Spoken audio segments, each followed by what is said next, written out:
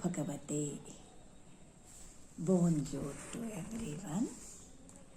White Roses.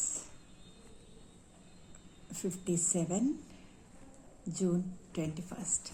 Behind the sorrow and loneliness, behind the emptiness and the feeling of incapacity, there is the golden light of the divine presence, shining soft and warm. ఏమంటున్నారు అమ్మ ఇక్కడ?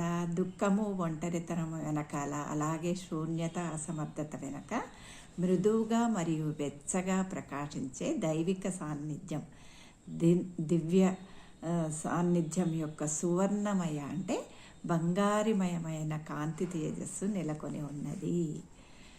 అంటే మనం ఎప్పుడైతే ఎంత ఎదుగుతూ ఉంటే అంత ఒంటరిగా అవుతూ ఉంటామని కూడా అమ్మ చెప్తూ ఉంటారు కదా.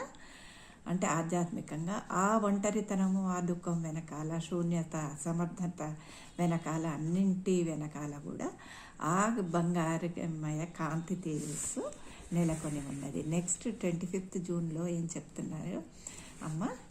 Nobody can say there is no hope for me because the divine grace is there.